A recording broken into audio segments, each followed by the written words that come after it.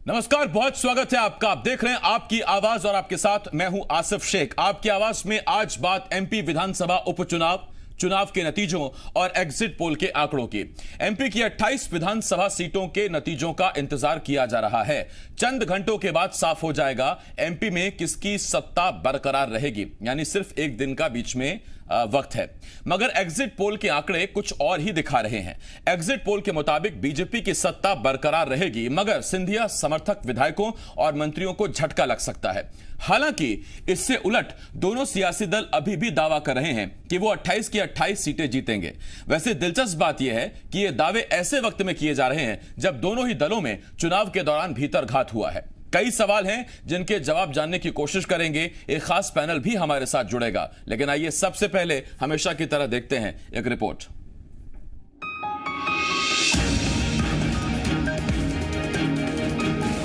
MP की सत्ता पर कौन काबिज रहेगा? शिवराज सिंह कुर्सी पर बने रहेंगे या फिर कमलनाथ वापसी करेंगे? इस सवाल का जवाब मिलने में अब बस कुछ ही वक्त बाकी रह गया है। हालांकि ज्यादातर एग्जिट पोल में बीजेपी को बढ़त दिखाई जा रही है और दावा किया जा रहा है कि बीजेपी की सरकार बनी रहेगी, मगर सिंधिया समर्थक विधायकों और मंत्रियों की मुश्किलें बढ़ सकती हैं। लेकिन एग्जिट पोल की माने तो कांग्रेस का एक बार फिर सत्ता में आने का ख्वाब टूटता दिख रहा है। वैसे एग्जिट पोल से अलग सियासत के अपने दावे हैं। दोनों ही सियासी दल अभी भी 28 की 28 विधानसभा सीटों पर जीत का दावा कर रहे हैं। बूथ का मैनेजमेंट, हम चुनाव बूथ पर लड़ते हैं, बूथ पर जीतते हैं, तो भाजपा के कार्यकर्ताओं की अथक मेहनत का परिणाम है। इसलिए हम 28 की 28 सीटें जीतेंगे और सरकार बहुत सशक्त तौर पर उभरेगी और मध्य प्रदेश को स्वर्णिम मध्य प्रदेश पुनः बनाएंगे शिवराज सिंह चौहान के नेतृत्व में। बीजेपी के खुश होने के लिए ही ये एग्जिट पोल किए गए हैं।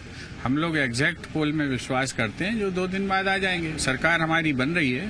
भारतीय जनता पार्टी 2 दिन खुश रहने का प्रहसन कर सकती है इन पोल्स के माध्यम से। यानी एग्जिट पोल कुछ भी कहें, मगर सियासत के अपने दावे हैं। वैसे ये दावे ऐसे वक्त में किए जा रहे हैं जबकि उपचुनाव में दोनों दलों में जमकर भीतरघात हुआ है और टिकट न मिलने से खिसियाए नेताओं ने अपनी ही पार्टी को खूब नुकसान पहुंचाया है। दोनों ही सियासी दलों की तरफ से ऐसे नेताओं पर कार्रवाई की तैयारी भी कर ली गई है। बीजेपी जहां खुलकर मान रही है कि ऐसे नेताओं और कार्यकर्ताओं पर कार्रवाई की जाएगी, तो कांग्रेस का कहना है कि ज्यादा भीतरघात बीजेपी में हुआ है। अगर कोई कार्यकर्ता, कोई पदाधिकारी अगर संगठन के हित में काम नहीं करता है, विरोध में काम करने का प्रयास करता है, तो भारतीय जनता पार्टी है। अगर 100 में से 99 लोगों ने अच्छा काम किया तो एक आदमी कैसे गलत काम करेगा? नहीं करने देगा। भारतीय जनता पार्टी इस प्रकार की चीजों को स्वीकार नहीं करती है। तंत्र के आधार पर हम चलते हैं। जहां तक भीतरघात का सवाल है, कांग्रेस में इस तरह की खबरें न्यूनतम है। पार्टी अपना, हमारा जो अनुशासन समिति है वो उस पर एक्ट करेगी। ये तो खबरें बीजेपी में तो एक्शन भी चालू हो गया और बीजेपी में तो खुल के हुआ है ये घमासान। अब सवाल यह है कि एक तरफ भीतरघात भी हुआ है, सियासी दल मान भी रहे हैं, और दूसरी तरफ दावा 28 की 28 सीटों को जीतने का किया जा रहा है। सवाल यह है, एमपी के एग्जिट पोल से असल तस्वीर कितनी मिलती जुलती रहेगी या कितनी अलग जाएगी? और अगर एग्जिट पोल के आंकड़े ही चुनाव नतीजों में तब्दील हुए तो फिर क्या एमपी में एक बार फिर सियासी खींचतान नजर आएगी? विवेक पटैया, जी मीडिया, भोपाल। सवाल बहुत सारे हैं। उधर सीएम शिवराज सिंह ने उपचुनाव में बीजेपी को शानदार सफलता मिलने का दावा किया है। साथ ही उन्होंने पूर्व सीएम कमलनाथ पर भी निशाना साधा है। क्या देखते हैं 28 सीटों पर? भारतीय जनता पार्टी की भारी विजय होगी। पूरी 28 की 28 सीटें भारी विजय होगी, बहुत शानदार सफलता मिलेगी। जनता भारतीय जनता पार्टी के साथ है। तो सवाल यही है कि कमलनाथ करें तो मैनेजमेंट कहते हैं उनकी पार्टी के लोग, कहा मैनेजमेंट गुरु है साहब, उनसे बड़ा मैनेजर कोई नहीं है। और कोई भारतीय जनता पार्टी में आ जाए तो आरोप लगाते हैं खरीद फरोख्त के। लेकिन पूरी तरह से बौखलाए हुए हैं वो। अधिकारियों को धमकी दी जा रही, कर्मचारियों को धमकी दी जा रही है। तो आपने सुना मुख्यमंत्री शिवराज सिंह चौहान को, कह रहे हैं कि भारी से भारी जीत दर्ज करेंगे और अधिकारियों को कांग्रेसी धमका रहे हैं। हमारे साथ 3 खास मेहमान जुड़ रहे हैं। दीपक जोशी जी, पूर्व मंत्री, पूर्व विधायक, बीजेपी के सीनियर लीडर हमारे साथ जुड़ रहे हैं। इसके साथ साथ कांग्रेस के विधायक, कांग्रेस के नेता कुणाल चौधरी साहब और एसोसिएट एडिटर जी मध्य प्रदेश छत्तीसगढ़ हरीश देवेकर जी भी हमें ज्वाइन कर रहे हैं। मैं आप तीनों मेहमानों का बहुत बहुत स्वागत करता हूं। सबसे पहला सवाल कुणाल भाई आपसे है, उसके बाद दीपक जी मैं आपके पास आता हूं। कुणाल भाई, पहला सवाल तो यही है कि जब 2018 में विधानसभा चुनावों से पहले यही एग्जिट पोल कांग्रेस को बढ़त दिखाते थे तो उस वक्त आपके लिए एग्जिट पोल ठीक थे। आज कांग्रेस ये कह रही कि एग्जिट पोल दरअसल ये आए ही इसलिए ताकि बीजेपी खुश हो सके, बीजेपी को खुश कर सके। एग्जिट पोल की जो स्थिति है, मुझे नहीं पता आप उससे कितना इत्तेफाक रखते हैं, लेकिन उसमें मसला फंस रहा है। आप 28 में 28 का दावा कर रहे हैं, लेकिन 28 में से आधी सीटें ही करीब आपको आती दिख रही हैं या उससे भी कुछ कम। देखिए, मैं सीधी तरीके से एग्जिट पोल जो होते हैं सत्ता को खुश करने के लिए होते हैं, और कई बार अलग अलग आप देखेंगे, बिहार के भी कई अलग आए, पिछली बार जिस प्रकार से आए थे उसके नतीजे अलग आए, छत्तीसगढ़ में आए थे उससे अलग नतीजे आए। कई सत्ता में एकदम बिल्कुल नेक टू नेक फाइट बता रहे थे, कई बहुत आगे बता रहे थे, कई पीछे बता रहे थे। तो पिछली बार भी जो एग्जिट पोल आए थे, कहीं भी आप कहो कि 100% सही हो गए तो ये कहीं भी बात नहीं है। एग्जिट पोल सिर्फ कहीं ना कहीं किस प्रकार से दी जाते हैं, मुझे नहीं मालूम कितने सैंपल लिए जाते हैं, कितनी विधानसभाओं में इनके लोग दौड़ते हैं, इनसे ज्यादा मैं खुद दौड़ता हूं। तो जो एग्जिट पोल आएंगे ना, मध्य प्रदेश की जनता इस जनादेश को ऐसे ही नहीं दे रही। ये वोट, एक जो वोट डाला है उन्होंने इस देश के लोकतंत्र को बचाने के लिए, इस देश के संवैधानिक अधिकारों के लिए, इस देश के उन बिकाऊ लाल मिलावट रामों को सबक सिखाने के लिए। बीजेपी कांग्रेस का चुनाव नहीं था, ये कांग्रेस और बीजेपी कार्यकर्ताओं का चुनाव नहीं था। ये चुनाव उन लोगों के बीच जिनने गद्दारी करी थी मध्य प्रदेश की जनता और जनादेश से, इसको हर व्यक्ति सबक सिखाने में लगा हुआ था। मैं भी कई जगह पे घुमा हूं, आप देखेंगे कि बेहतरीन नतीजे आएंगे और मध्य प्रदेश में कमलनाथ। कुणाल भाई, एक काम करते हैं, आपकी दौड़ का जरा फायदा लेते हैं। मैं जानता हूं कि आप जुझारू विधायक हैं, पार्टी के लिए दौड़ते भागते रहते हैं। आपने जब इतनी दौड़ लगाई ही है तो आज मैं लिख लेता हूं, क्योंकि परसों सुबह 6 बजे से तो हम बैठे रहे हैं, आप भी कुणाल भाई जुड़ेंगे हमारे साथ। 28 में से आज मैं लिख रहा हूं, आप बताइए 28 में से कितनी सीटें? 24 +-2। 24 +-2 यानी कि 26 भी हो सकती हैं, 22 भी हो सकती हैं। ये मैंने नोट कर लिया कुणाल भाई, और परसों हम इस पर मिलेंगे, जरूर मिलेंगे। जी मध्य प्रदेश छत्तीसगढ़ का नंबर 1 चैनल है, जनता भी हमारे साथ ही रहेगी। कुणाल भाई, मैं आता हूं इस पर आपके पास। दीपक जी, आपके पास आ रहा हूं। दीपक जी, समस्या क्या है कि हर कार्यकर्ता, हर नेता आपके जैसा नहीं होता है। आपने भी हालांकि बहुत कोशिशें की, लेकिन आखिर में आप पार्टी के साथ रहे। कुछ शिकायतें ऐसी भी आई कि भीतर घात हुआ, और भीतर घात के बाद पार्टी ने बड़े नेताओं को नोटिस भी जारी किए। आप नाम कहेंगे, मैं नाम भी ले दूंगा। उसके बावजूद अगर आप ये दावा करते हैं कि शानदार जीत मिल रही है, जबकि आप मान भी रहे हैं कि भीतर घात भी हुआ है, आप मान भी रहे हैं कि हम कार्रवाई उन पर करेंगे, उसके बावजूद किस दम पर फिर इतना बड़ा दावा कि शानदार जीत दर्ज करेंगे? पार्टी है, कार्यकर्ता आधारित पार्टी है। यहाँ पर कार्यकर्ता नेता के पीछे नहीं चलता, पार्टी के पीछे चलता है। मैं स्वयं अगर अपनी विधानसभा का आकलन करूं, मैं अगर पार्टी से अलग होकर कोई बात भी करूंगा तो कार्यकर्ता उसे स्वीकार नहीं करेगा।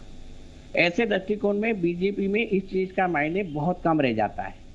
दूसरा, ये चुनाव जैसा कि कुणाल भाई ने कहा कि जिन मुद्दों पे हुए वो मुद्दे मेरे ख्याल से नहीं थे। भारतीय जनता पार्टी प्रारंभ से कह रही थी कि हम सरकार नहीं गिराएंगे, सरकार नहीं गिराएंगे। सरकार गिरी भी जिन कारणों से वो कुणाल भाई अच्छी तरीके से जानते हैं। लेकिन आज जो चुनाव था वो 15 साल बनाम 15 महीने, दोनों के बीच तुलना करने के बाद जनता को ये लगता है कि शिवराज सिंह चौहान को ही इस मध्य प्रदेश का मुख्यमंत्री होना चाहिए। चाहे वो हम किसानों की बात करें, चाहे छात्रों की बात करें, चाहे युवाओं की बात करें, चाहे महिलाओं की बात करें। तो ऐसे दृष्टिकोण में कहीं ना कहीं बीजेपी का वोट जो था पिछली बार के तुलना में बढ़ के आया होगा, निश्चित रूप से बढ़ा होगा। और मैं इस पे एग्जिट पोल पे विश्वास भी करता हूं। अगर आप दीपक जी विश्वास करते हैं तो उसमें एक बड़ा दिलचस्प आंकड़ा भी आया एग्जिट पोल में। उसमें यह बताया गया कि करीब 45% जनता चाहती है मुख्यमंत्री शिवराज सिंह चौहान बने रहें, तो करीब 42 से 43% लोग ये भी चाहते हैं कि कमलनाथ मुख्यमंत्री बने। यानी आधे लोग चाहते हैं शिवराज मुख्यमंत्री बने और आधे लोग चाहते हैं कमलनाथ मुख्यमंत्री बने। नहीं, देखिए, मध्य प्रदेश में 2 ही पार्टियों का वोटों का मामला रहता है, तो अंतर तो स्पष्ट रूप से शिवराज जी के प्रति है। इसलिए शिवराज जी कमलनाथ जी की तुलना में भारी तो है ही है, और ये भारीपन ही कहीं न कहीं बीजेपी की जो अभी आपने अनुमानित पोल में अधिकतम सीटें मेरे ख्याल से 16 या 17 तक बताई है, लेकिन ये ऊपर जाएगी और निश्चित रूप से बीजेपी की जो माननीय मुख्यमंत्री जी ने भी कहा कि हम भारी बहुमत से जीतेंगे, माननीय बी.डी. शर्मा जी ने कहा कि हम जीतेंगे, तो अनुमानित रूप से मैं स्पष्ट रूप से कह सकता हूं कि स्थायी सरकार के पक्ष में मैंडेट है और स्थायी सरकार के लिए बीजेपी को लोगों ने मतदान किया है। और जितनी सीटें बीजेपी को एक अच्छी सरकार चलाने के लिए चाहिए, क्योंकि अभी बीजेपी को वर्तमान में 9 सीटों की आवश्यकता है, लेकिन लगभग इससे 2.5 गुना कुणाल जी 24+ कह रहे हैं, मैं तो यही कह रहा हूं कि 24+ शायद ये हार नहीं जाए, मेरा ये मानना है। ठीक, मैं लौटता हूं इस पर आपके पास दीपक जी। के पास आएगी 1 या 2 सीट कांग्रेस पास आ सकती है। दीपक जी मैं लौट रहा हूं आपके पास, 1 या 2 सीट कांग्रेस के पास आ सकती है, दीपक जोशी जी दावा कर रहे हैं। बड़ा दिलचस्प है ये मामला। हरीश जी मैं आपके पास आ रहा हूं। हरीश जी, एक तो भीतरघात, दूसरा एग्जिट पोल जो चीजें बता रही हैं कि करीब करीब ये मामला रहने वाला है 65 और 35% का। 65 किसके खाते में जाने वाला है, 35 किसके खाते में जाने वाला, अभी बेहतर जानते हैं। सबसे बड़ा सवाल यहां ये उठ रहा है कि भीतरघात के बावजूद क्या पार्टी जितने दावे कर रही हैं उनको उतनी सफलता मिलती दिख रही है? क्योंकि 28 सीटों पर चुनाव हुआ, 28 जीत के दावे, और 28 सीटों में से 56 सीटें तो जीतने रहे कांग्रेस और बीजेपी। आसिफ देखिए, परिणाम क्या रहेंगे ये तो 10 तारीख के बाद साफ हो पाएगा। और हमने पहले भी कहा कि इस बार जो विशेष परिस्थिति में चुनाव हुए हैं और जनता ने क्या किया है, दोनों ही दल बेचैन है इसको जानने के लिए। और दोनों ही दल अपने रोज कॉपी किताब लेके, गणित आंकड़े लेके अपने कोर कमेटी के साथ बैठते हैं और रोज हिसाब किताब लगाते हैं। यहां तक कि दोनों ही दलों के मुखिया कलेक्टरों से बात कर रहे हैं। हमने कुछ कलेक्टरों से बात की तो कलेक्टरों का कहना है कि उनके पास मुख्यमंत्री शिवराज सिंह चौहान का फोन आया तो कमलनाथ जी का भी फोन आया, वो कलेक्टरों से भी वेरीफाई कर रहे हैं लगातार 2 दिन तक। उसके बाद वो अपने पार्टी की बात कर रहे हैं, यहां तक कि पोलिंग बूथों पे भी आकलन कर रहे हैं। रोज गणित हिसाब किताब लग रहा है, रोज आंकड़े बदलते रहते हैं।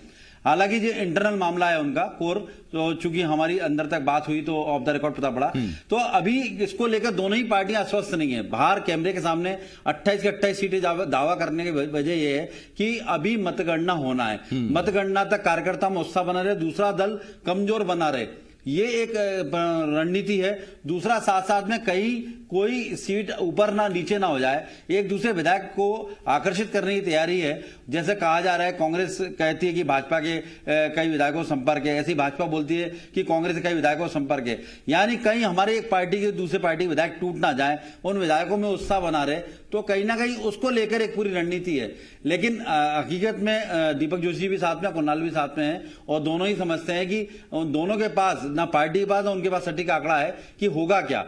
इस बार अलग तरह का चुनाव है और उस चुनाव में हर सीट का अलग गणित है।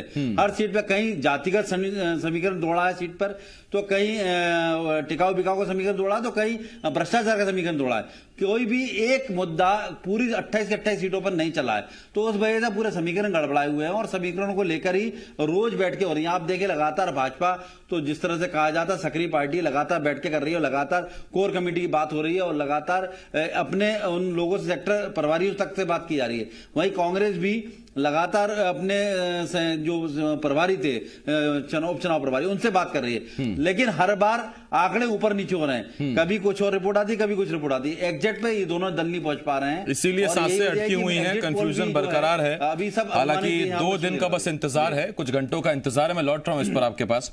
कुणाल भाई आपके पास आ रहा हूं। कुणाल भाई, कभी कभी दिल में ख्याल आता है कि अगर दीपक जी से उस वक्त बात बन गई होती तो आज मसला कुछ और होता, मगर अब ये हो ना सका।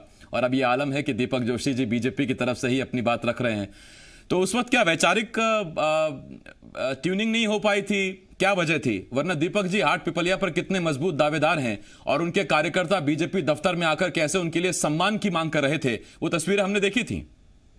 देखिए, दीपक भैया एक वरिष्ठ नेता है राजनीति के और वरिष्ठ व्यक्ति है। कहीं भी मैं उनकी बातों में कोई भी काट या इस तरह की उन्होंने जो कहा कि इन मुद्दों पे, तो मैं मुद्दों पे नहीं जाऊंगा क्योंकि उन्होंने कहा है।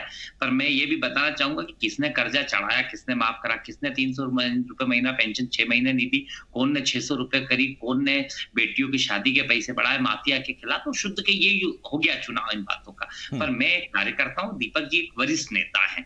मैं एक कार्यकर्ता के रूप में इस वेदना को समझता हूं कि कार्यकर्ता से पार्टी होती है, पार्टी से कार्यकर्ता नहीं होता है कि सिर्फ पार्टी है तो कार्यकर्ता। कार्यकर्ताओं के लोग मिलकर कहीं ना कहीं पार्टी को बनाने का काम करते हैं। और जिस तरीके से कार्यकर्ता को ठगा गया दीपक जी जैसे एक निष्ठावान कार्यकर्ता के साथ, जो धोखा किया गया कि वो उन बिकाऊ लाल मिलावट रामों को पैसे भी दिए गए, उनको टिकट भी दी गई, यानी आपने पूरी कोशिश की थी।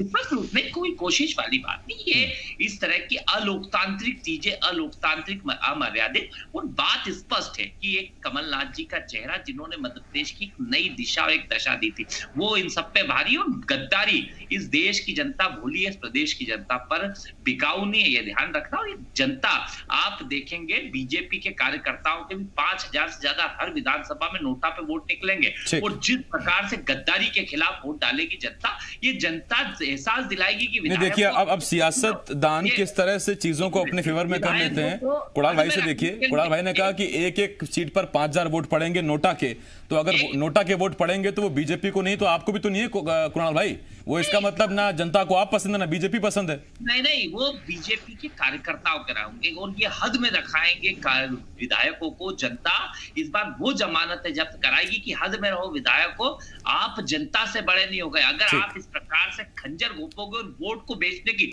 जो चुनौती इस बार कांग्रेस को नहीं दी थी, चुनौती इस बार मध्य प्रदेश की उस जनता को दी थी कि आप किसी भी विचार को, क्योंकि 5-5 साल के लिए सत्ता चुनी जाती है, भारतीय जनता पार्टी को भी 3 बार चुना, मौका दिया जनता ने, लोकतांत्रिक तरीके से दिया। हमें एक बार मौका दिया था और जनता चाहती थी कि हम काम, और 5 साल बाद उसका रिजल्ट आता। जनता ने इस चुनौती को स्वीकार किया है और कहा है कि हमारे वोट को बेचने की हिम्मत कैसे करी। उन चुनौती देने वालों को सबक सिखाने का ये दीपक जी भी अंतरात्मा से जानते हैं बीजेपी का। क्योंकि मैंने क्या कहा, ये बीजेपी कांग्रेस और कार्यकर्ताओं के विरोध का चुनाव नहीं था। एक एक कार्यकर्ता एक एक वोट के लिए, कुणाल चौधरी अगर विधायक बना है तो कार्यकर्ताओं की मेहनत से बना है, उस जनता के आशीर्वाद से बना। और वोट मांगने जब जाता हूं तो पैर पड़ता हूं कि मैं आपकी सेवा करूंगा। पर ये 7 स्टार होटलों में बिके हैं बेंगलोर के अंदर, तो जो बिक जाए उसको तो जनता वोट देती नहीं है। कोई ठीक सर, उस पर क्या है कि अभी 2 दिन में पता लग जाएगा कि उसमें आपका जो संदेश जनता ने कितना ग्राह्य किया। मैं लौट रहा हूं उस पर कुणाल भाई आपके पास। दीपक जी आपके पास आ रहा हूं। दीपक जी मुझे तस्वीरें याद हैं हाट पिपलिया से, जब बीजेपी दफ्तर में कार्यकर्ता पहुंचे थे, कहा था कि दीपक जोशी जी का सम्मान बना रहे, मनोज चौधरी भले ही चुनाव लड़ रहे हैं। उसके बाद हमने दीपक जोशी को दिल्ली में भी देखा, जेपी नड्डा के साथ बात करते हुए।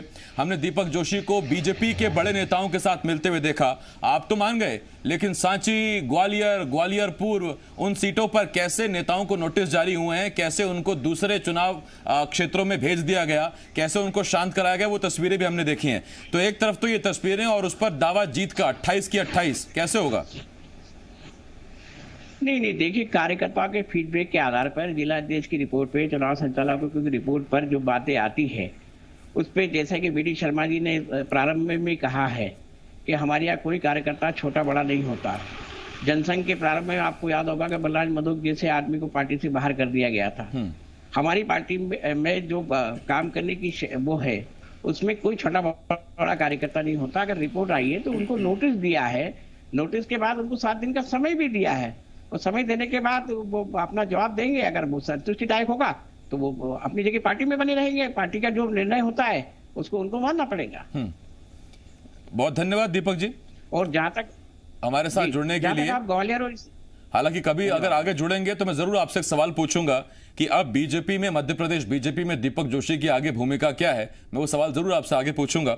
आज तो खैर चुनाव पर हमने जमकर बात की। दीपक जी धन्यवाद, कुणाल भाई बहुत धन्यवाद आपका, हरीश जी शुक्रिया आपका हमारे साथ जुड़ने के लिए। कुछ घंटों का इंतजार है, नतीजे सामने आ जाएंगे, उसके बाद जितने दावे हैं वो सारे दावों की हकीकत पता लगेगी। आज हालांकि कुणाल चौधरी कांग्रेस की तरफ से दावा करके गए हैं कि 24 + 2 - 2, इसका मतलब कांग्रेस को या तो 26 सीटें आएंगी या न्यूनतम 22 सीटें आएंगी। कुणाल चौधरी ये दावा करके गए हैं।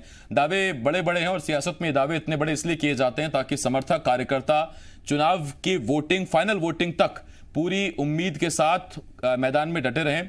अगर कोई कहीं रात्रि ड्यूटी दे रहा है स्ट्रांग रूम के बाहर तो वो उसे शिद्दत से डटा रहे। सियासतदान इस तरह के बयान इसलिए भी देते हैं।